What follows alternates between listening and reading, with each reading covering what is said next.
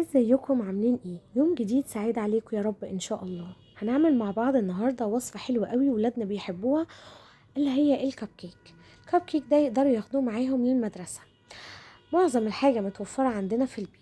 هجيب 3 كوبايات من الدقيق وانخلهم كويس، معايا بيضتين، علبه من الكاكاو، نص كوبايه من الزبده، نص ليمونه، معلقه خل، كوبايه من اللبن، كوبايه ونص سكر، كيس بيكنج باودر وكيس فانيليا. وانا كمان ضفت للوصفه بتاعتي قشطه. بدأت ان انزل بكيس البيكنج باودر على الدقيق، هقلبه كويس كده في الدقيق قبل ما ابدأ اضرب المكونات السايلة اللي معايا.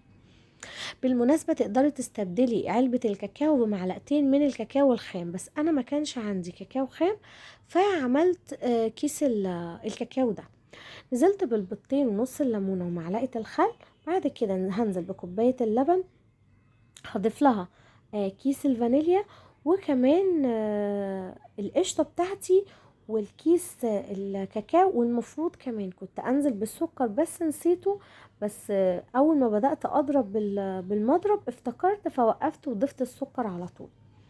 اول حاجة هعملها ان انا اضرب المكونات دي كويس قوي علشان كمان السكر اللي معايا يدوب كويس في الخليط.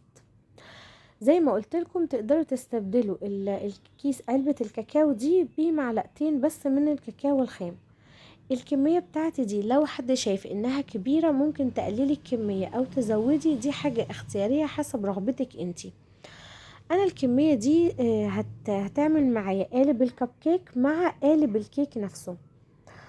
انا هنا خلاص كنت نزلت بكيس الكاكاو، هضربها وهفتكر السكر فهضيفه تاني.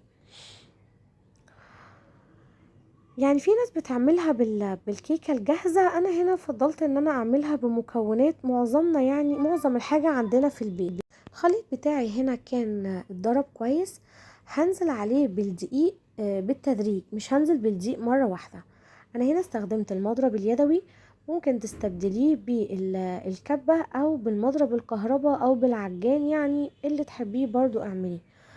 هضرب كويس الخليط بتاعي عشان الدقيق ما يكلكعش، وشوية بشوية هنزل بكمية الدقيق لحد ما اخلصها كلها. يعني هضربها كويس قوي لحد ما الدقيق يتوه وسط الخليط. واول ما اخلص الكمية كلها، يعني هكون مجهزة صينية الكب كيك وحاطة فيها كمان الورق. والقالب كمان بتاعي دهنته بالزبدة علشان اول ما اخلص الكب كيك انزل على القالب على طول. عايزة تحطي الكيكة في صينية عادية برضو براحتك، يعني دي حاجات يعني اللي عايز يعمل حاجة بيعملها على حسب ما هو يعني عايز. يعني انا قلت احطه في القالب ده برضو بيدي شكل. حبيت احط لهم الكب كيك او احط لهم قطع الكيك دي برضو على حسب رغبتهم واللي هيناسبهم. يعني قلت حاجة كده تكون حلوة ياخدوها معاهم من المدرسة، بدل ما اجيب لهم يعني كيكة من السوبر ماركت، لا حاجة اكون انا ضمناها ومعمولة كويس وفيها كل حاجة يعني تفيدهم. يعني انا هنا خلاص كنت حطيت ورق الكب كيك في الصينية. هنزل على الخليط، مش هاملة الكب كيك نفسها الواحدة كلها، لا انا بملاها بس لحد النص. هنا كنت استخدمت الكبشة وبصراحة مش مسعفة خالص، فبدلتها بمعلقة. المعلقة بصراحة افضل كتير في ان انا اصب الكمية. انا هنا اهو حطاها لحد النص بس، لان لما بتستوي هي بيبقى ليها ارتفاع كده. خلصت كل قوالب الكب كيك، هبدأ بقى اصب بقية العجينة اللي معايا، الكيكة يعني اللي معايا، في قالب الكيك نفسه. انا هحطهم في صواني علشان ادخلهم الفرن. كنت مسخنة الفرن على درجة حرارة متوسطة.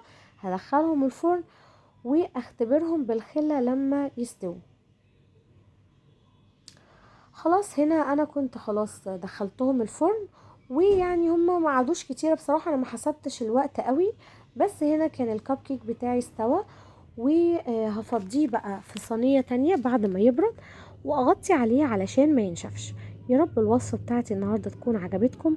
ما تنسوش تعملوا لايك وشير وسبسكرايب، تعليقات حلوة كتير. اشوفكم في يوم جديد يا رب من يوميات ماما مطحونة.